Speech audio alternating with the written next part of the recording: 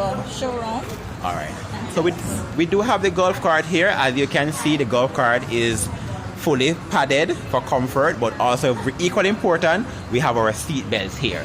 These are electric cars, so they are charged, and once they are fully charged, they can operate for up to 12 hours before they can be recharged again. And so it's based on the usage. So if it's not heavily used, it can go up to until 18 hours, almost 24 hours for the entire day. We do recommend using the seat belt for safety, and importantly, these cars are also retrofitted with a raincoat cover.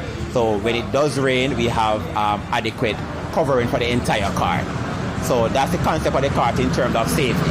It is indeed an automatic cart, so we have reverse, we have neutral, we have drive, and we have a solar panel roof. This roofing allows, it doesn't charge the car, but what it does, it allows the car to sustain its battery throughout the entire day. So during the day, we'll have it importantly parked at the sunny area.